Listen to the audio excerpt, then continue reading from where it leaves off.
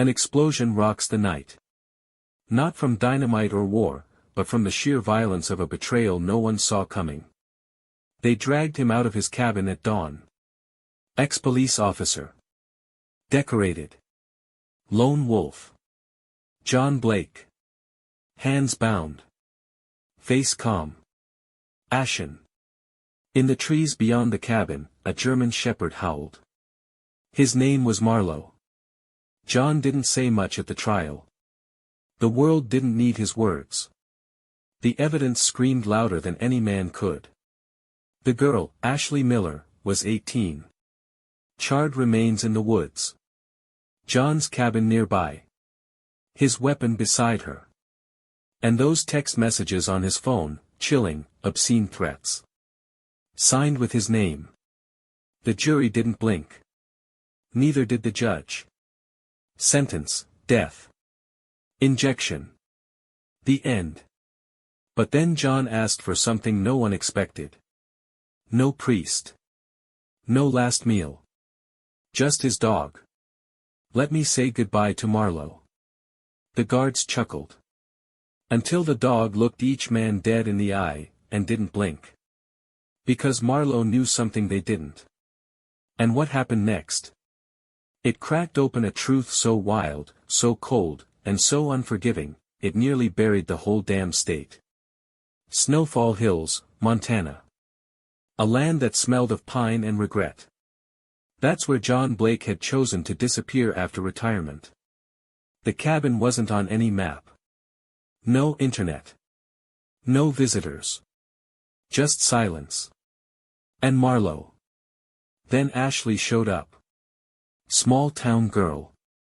Blonde, with a hunger behind her eyes. A past she never talked about. She called John Mr. Blake at first. Then, John.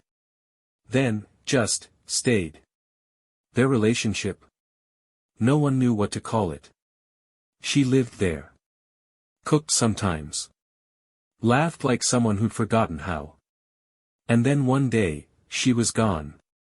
3 days later, the forest caught fire. When the smoke cleared, they found the body. Just enough left to run a match. Ashley. Burned. Violated. And nearby, John's hunting knife. His prints. Her blood. Detective Kevin Donovan had seen worse, but something about this felt wrong. Still, he did his job. Dug into John's phone. Found the threats. Stop talking to other guys or I'll bury you in pieces. Signed, J. Ashley had told friends she feared him. Said she'd seen things in his basement. No one wanted to believe a cop could do something like this. But they did. The trial lasted 6 days. The sentence came faster than the coffee cooled in the courtroom. Death. 1 injection. No appeals. Judge Hale didn't even look up. And yet, as the warden read him his rights one last time, John whispered, "I want to say goodbye to Marlowe." They brought the dog in. Steel doors, concrete floors, and in between them, a man in chains kneeling before his only friend. "Marlowe," he said, voice cracking, "if you can save me, do it." The guards didn't laugh this time. Not when the dog tilted his head like he understood every word. Marlowe lunged. Not at the guards. Not at John. At the door. He crashed through it like a missile. Into the hallway. Down the prison corridor. Out the side gate before anyone fired a shot. Into the night. Into the snow. And straight toward hell. While Marlowe ran, something strange happened in the quiet life of Judge Hale. It was 2:41 a.m. He was walking to his garage, mug in hand, when he saw a shape by his car. It didn't growl. Just stared. "Marlowe," he said, reading the tag on the collar. The dog barked once. Then dropped something. A flash drive. Covered in mud. And something else. Blood. Then came the other things, a condom. A shoe print. A torn bandana. The judge, suddenly not so calm, called Detective Donovan. And that, friends, is when the real story began. Donovan called the prison. Put John on speaker with the guards present. Marlowe's back, Donovan said. He found something. John, usually stone-cold, choked. Where was he? In the woods behind Snowfall Hills. Then that's where you'll find them, John said. Follow the dog. The team followed Marlowe back to the trees. Snow up to the knees. Wind howling like the ghosts of the damned. At 3:08 a.m., they found the camera. Buried under a broken stump, wrapped in plastic. Donovan played the footage right there, under the trees. A basement. Girls. Crying. Ashley. In the center. Two men laughing. One wore a biker's vest. Troy Bandit Harper. The other? Steve Muldoon. Known enforcer. Drug runner. The same men Ashley had once whispered about. But no one had listened. And now she was dead. But not by John's hands. And not by fire. The woods, the girl, the weapon, it had all been staged. A sick joke. An execution. The men used John's absence to plant it all. Ashley had tried to escape. So they made an example of her. And framed the one man who'd taken her in. The state halted the execution. The judge overturned the sentence. John walked free. And Marlowe? He got a stake, a bed beside the fire, and the title of the only witness in Montana who couldn't lie. But that was only the beginning. Because the people who killed Ashley weren't just bikers. They were part of something far darker. And they knew John Blake was coming. They thought it was over. John Blake was free. Marlowe was a hero. Ashley's name was cleared. But freedom, that's a funny word. Because what John walked out into wasn't peace. It was a target. A week after his release, John stood alone in the ruins of his cabin. The roof sagged. Smoke stains clawed the walls like black fingers. But the worst part wasn't what was lost. It was what he found. A bullet. Wedged deep in the porch rail. A fresh one. Fired after the trial ended. Someone had come back. Marlowe sniffed it. Growled low. John knew that growl. He'd heard it back in '84, when they were tracking meth heads across the Dakota line.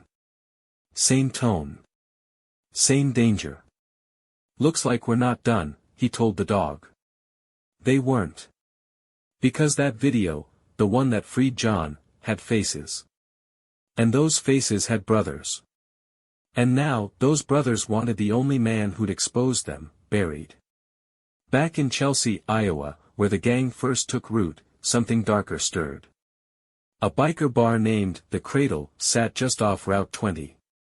It looked like a rundown dive with a busted jukebox and the stink of whiskey-soaked wood. But inside? Inside, things moved. Deals. Orders. Deaths.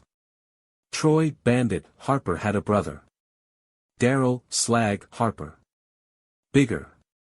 Meaner. And 3 IQ points short of feral. Slag didn't care about trials or justice. He cared about blood. He watched the trial footage in silence. When it ended, he crushed the can in his hand and said just 3 words. Burn the dog. The room fell silent. No one laughed. Because in the world of men like Slag, there's only one rule, kill the witness. Even if he walks on 4 legs. Back in Montana, John didn't wait for the storm. He went to the sheriff. I need to talk to Donovan, he said. Detectives back in Iowa, the sheriff replied. His part's done. He's not done, John said flatly. And neither am I. He walked out, leaving the sheriff blinking in his dust. Marlowe led him back to the woods. And that's when they found it. A boot print. Heavy. Deep. Not from any local. Next to it, cigarette ash. And a patch of disturbed snow. Someone had been watching the cabin. They were being hunted. And the hunter had help. That night, John went to the diner in town. Locals kept their distance. Some still thought he was guilty. Some just didn't know what to believe. He sat in the corner booth. Black coffee. No sugar. Marlowe lay at his feet. That's when she walked in. Tall.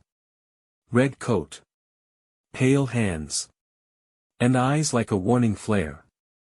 Name was Elise. Said she used to bartend at the Cradle back in Chelsea. You don't know me, she said, sliding into the booth uninvited.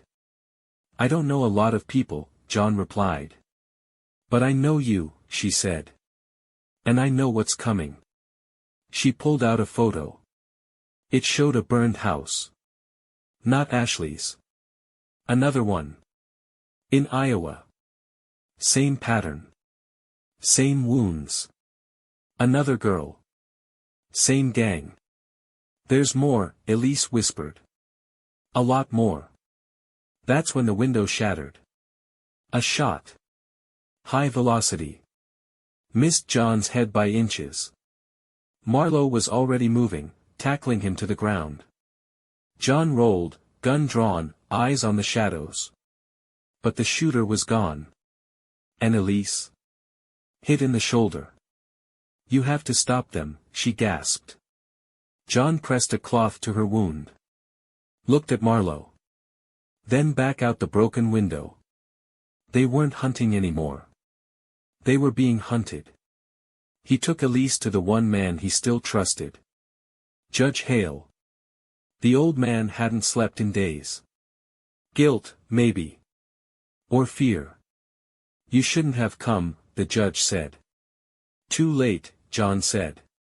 They already did. Hale looked at Elisa's wound. Listened to her story. Then he opened a drawer. Pulled out a file. Something no one else had seen. An old cold case. From '95.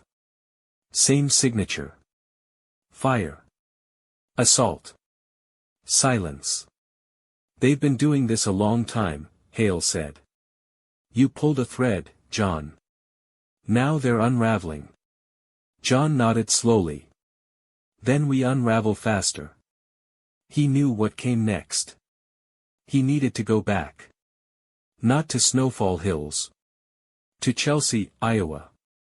To the Cradle. Because the only way out was through. And somewhere in that pit of bikers and blood and bourbon, someone was keeping the truth. Not in words. But on tape. A second video. Marlowe barked once. Low. Like thunder from a distant storm. John packed his rifle. Come on, boy, he said. Let's go wake the devils. The road to Chelsea, Iowa, was long, flat, and quiet. Too quiet. John Blake didn't mind. He'd made peace with silence a long time ago. Silence doesn't lie. Doesn't twist your name. Doesn't leave young girls in the woods to burn. Marlowe sat in the passenger seat. Alert. Breathing slow. Watching the fields like they held secrets. And they did. Because somewhere past the corn and rust, in a town that forgot to look back, evil was alive and well, and drinking at a bar called the Cradle. Chelsea had the look of a town that got beat down in the '80s and never stood back up. Cheap neon. Boarded windows. Everything smelled like dust and gasoline. John didn't check in at a motel. Didn't call the cops. He went straight to the Cradle. It was just past dusk. Inside, smoke coiled through broken light. Bikers leaned against the bar like they owned gravity. A song played on the jukebox, some old outlaw ballad, twangy and low. John walked in like a ghost. Nobody noticed. At first. Then a man turned. Eyes locked. That man's name was Cutter. Ex-Marine. Full patch member. Muscle for hire. Rumor was, he once pulled a man's teeth out with pliers over a pool bet. He smiled like a snake. Well, hell, Cutter said. If it ain't the man they tried to fry. John didn't flinch. Where's Slag? Why? Cutter leaned in, breath reeking of bourbon. You wanna finish the job your girlfriend didn't survive? Marlowe growled. Cutter chuckled. You brought your dog to a gunfight? That's when John swung. Fast. Clean. Old training kicking in like muscle memory. Cutter's jaw cracked sideways. He dropped like a sack of bricks. The room froze. Then exploded. Chairs scraped. Bottles shattered. A biker drew a blade. John grabbed the cue ball off the table and whipped it across the room, right into the man's temple. He folded. Another came charging.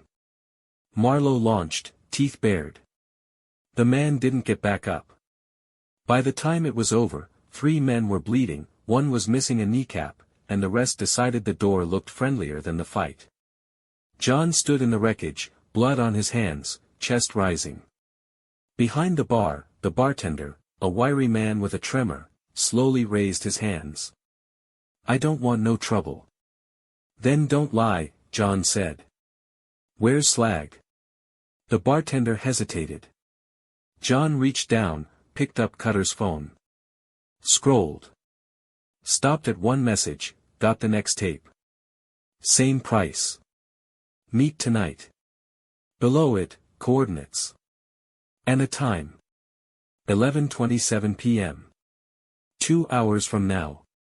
Thanks, John said to no one in particular. Then walked out. Marlowe followed. The cradle didn't burn that night. But it was dying. The coordinates led to a warehouse. Outskirts of town. Broken fence. No lights.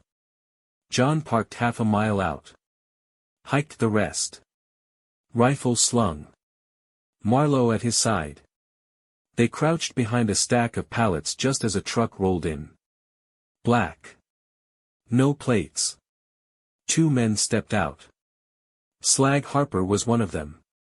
The other? A sheriff's deputy. Chelsea County. Corrupt to the core. They didn't speak. Just exchanged a flash drive for a fat envelope. John heard the click of a lighter. Slag lit a cigarette. Inhaled. Exhaled. The girl in the next one, Slag said. She was 15. Jesus, the deputy muttered. Slag laughed. Didn't stop you from filming. John's finger tightened on the trigger. But not yet. Because that tape, they needed it. And Slag was leaving it behind. Maybe careless.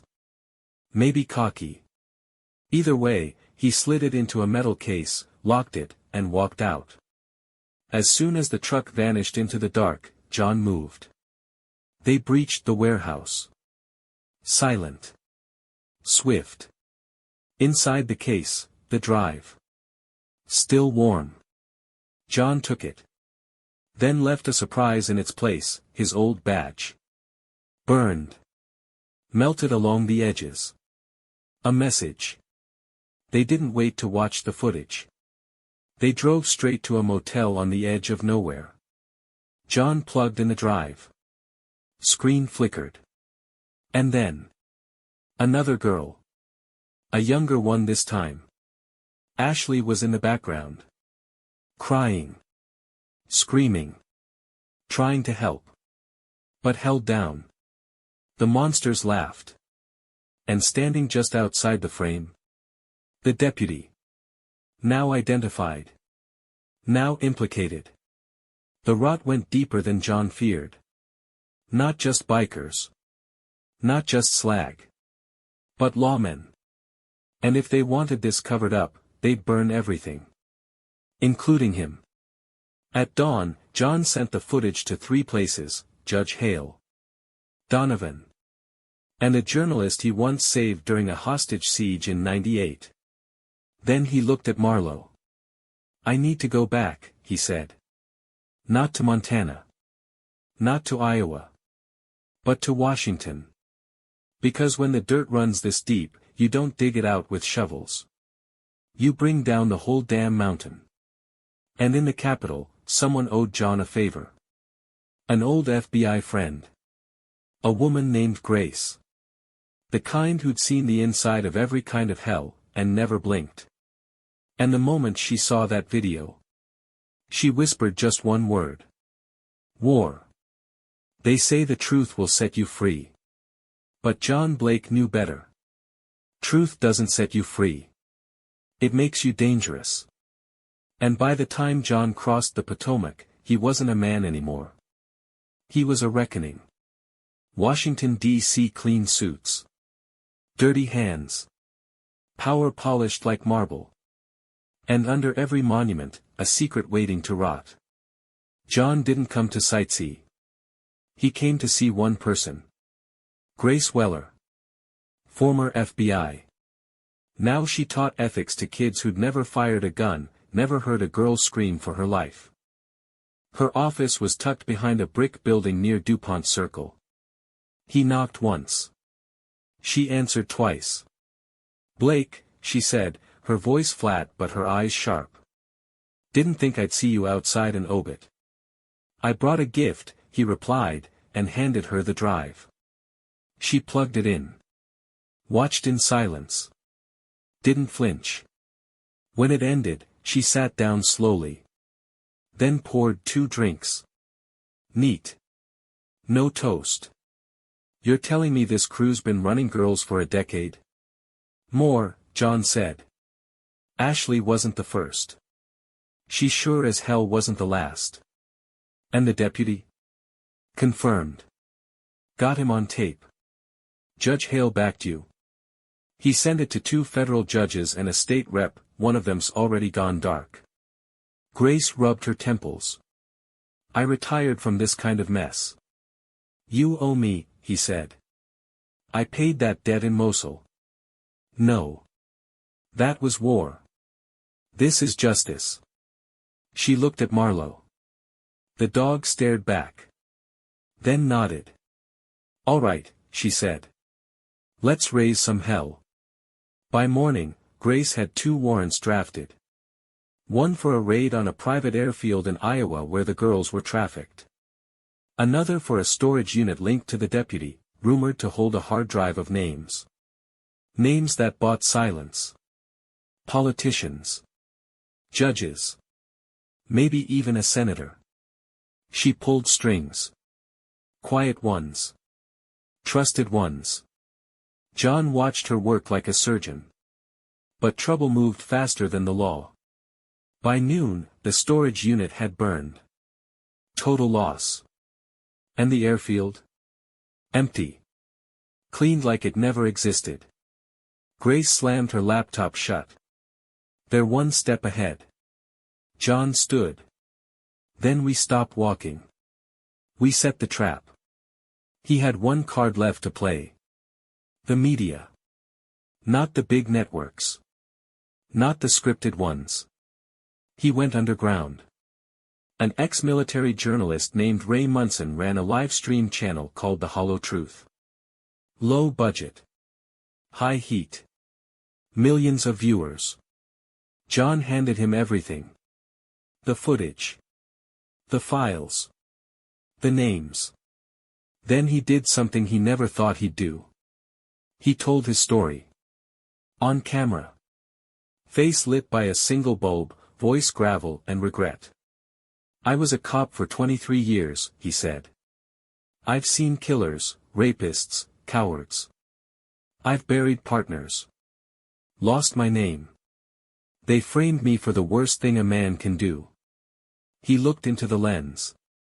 They burned that girl to keep her quiet. But they forgot one thing. He paused. Marlowe doesn't forget. The video went live at midnight. By dawn, it had 10 million views. The internet did what the courts hadn't. It roared. Protests erupted in Chelsea. In D.C. reporters hounded the governor's mansion. The FBI reopened the case. 2 senators denied involvement. 1 disappeared. The deputy was arrested at his lake house. But Slag Harper? Gone. Like smoke through a screen door. Until Grace got a call. Blocked number. Your dog's next, the voice said. Then you. Then it hung up. John stood silent. Marlowe just growled. That was his mistake, John said. Threatening the dog. Grace traced the call. Not to Chelsea. Not to Montana. But to Nevada. Desert country. No laws, just land. And there, on the edge of a private ranch near Elko, a name appeared. Phoenix Farms. Registered to a shell company. Same one that leased the airfield. Same one tied to campaign donations from a senator who vanished 2 days prior. That's where they were. The girls. The servers. The leaders. Slag. John loaded the truck. We end it there, he said. Grace nodded. We'll need backup. No, John said. Just us. And the dog, she added. John looked down at Marlowe. He's not a dog, he said. He's the last good thing I've got. They left at dawn. Headed into the dust. Toward a place built on blood. And buried in lies. Because the capital wouldn't save them. The court wouldn't stop them. And the law. The law had been sleeping too long. It was time to wake it up. The Nevada sun didn't rise, it came at you like a blade. White hot, merciless, and full of ghosts. John Blake drove into it without blinking. Marlowe sat tall in the back seat, staring through the windshield like he could already smell the men they were going to find. And Grace?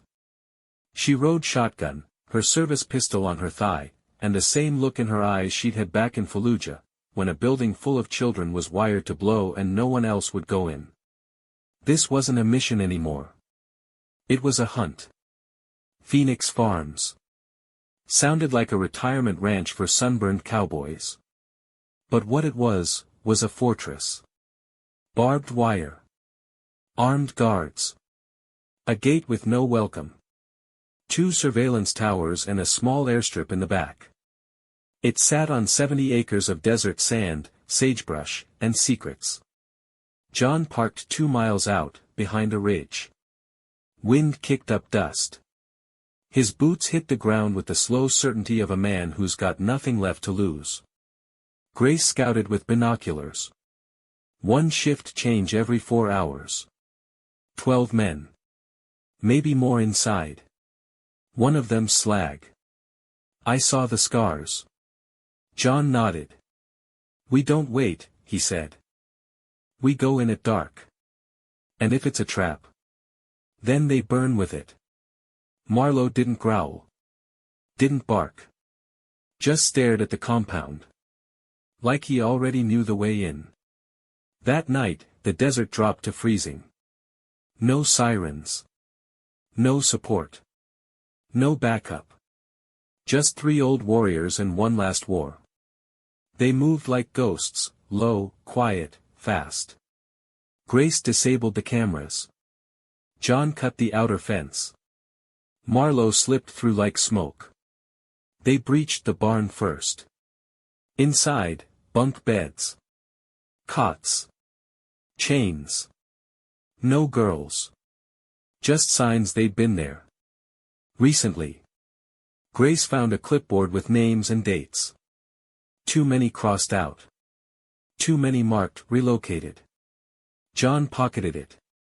They're moving them again, Grace said. Tonight or tomorrow. Then we finish this tonight. They moved toward the main building. Lights flickered inside. Laughter. Voices. And then, screaming. A girl's scream. Marlowe bolted. John cursed and ran after him. Grace behind him. They hit the door hard. The room exploded into chaos. 5 men inside. One with a girl by the hair. The others with guns. Marlowe hit the first one in the throat. John tackled the second, drove his elbow into the man's temple until he stopped moving. Grace opened fire. 2 shots. Clean. Then. Slag Harper stepped through a side door. Bigger than the others. Beard like a biker god. Shotgun raised. He fired. John Dove. Pellets tore through the air, missed Marlowe by inches. Should have stayed dead, Blake, Slag snarled. You and that mutt. John shot him in the leg. Slag dropped to one knee, cursed, fired wild. The girl screamed again. Grace dragged her out while John charged. Slag swung the shotgun like a bat. Caught John across the ribs. Knocked him back. Marlowe leapt, teeth burying deep into Slag's shoulder. He screamed. John rose. And shot him point blank in the chest. Slag dropped like a monument finally falling. Silence. Then sirens. Grace had triggered the GPS beacon once they were inside. FBI, local cops, even marshals, they were coming now. But not fast enough. Because in the back room, they found the server. Hard drives. Tapes. Footage. Everything. Every name. Every transaction. Every last second of those girls' stolen lives. John stared at it. Then looked at Grace. We end it. Now. She didn't argue. They took the drives. They set charges. And when they walked out into the cold Nevada night, Phoenix Farms went up behind them. A mushroom of flame lighting the desert. Back in D.C., the fallout came fast. 6 officials indicted. 2 senators resigned. 32 girls rescued from holding properties in 3 states. The video footage, released in waves, blew holes in the system. Ashley Miller's name was cleared in the House. Posthumous award. A plaque. A rose garden. None of it mattered. But one thing did. John Blake walked into the hearing with Marlowe at his side. And he told the truth. This time, the world listened. The president called him. John didn't answer. He was already back in Montana, fixing his roof with a hammer older than most politicians. Grace came by once a month. Brought bourbon and a 6-pack of decency. And Marlowe? Marlowe still walked the ridge at dawn. Still sniffed the wind. Still guarded his man. But the growl? The growl was gone now. Because justice had been done. Not by courts. Not by flags. But by a man with nothing left, and a dog who remembered everything. It started with a cough. Nothing violent. Just a dry tickle in the chest. John Blake didn't think much of it. He'd weathered worse, knife wounds, gunshots, nights so cold his hands turned blue. But the cough kept coming. And one morning, standing at the edge of Snowfall Hills with Marlowe by his side, he felt something tighten in his chest that didn't let go. He sat down on a tree stump. Looked out at the pines. Thought about fire. And silence. And ghosts. Might be time, boy, he whispered. Marlowe nudged his hand. And somehow, John knew, the dog understood. 3 weeks later, Grace visited. She brought pie. She brought coffee. She brought news. The last man pled guilty, she said. Life, no parole. John didn't smile. Just nodded. That old, quiet strength of his never left. But Grace saw the change. He was thinner. Slower. Eyes a little dimmer, like the fire behind them was fading. You see a doctor? She asked. Got no time for that, John said. Why not? He looked at Marlowe. Then back at the trees. They don't need to tell me what I already know. That night, he packed a small bag. Wrote a note. Then knelt beside Marlowe, scratched him behind the ears the way he used to after long patrols, and said, You remember the cabin up by the ridge? Where the birds used to nest on the chimney? Marlowe whined softly. We're going there tomorrow. Just you and me. He didn't say why. He didn't have to. The hike took all morning. John's breath grew ragged near the top. He stopped often. Sat on stones. Let the wind hit his face. Marlowe stayed close, never leaving his side. Always looking back, always watching. They reached the cabin by noon. Dusty. Abandoned. But still standing. Just like him.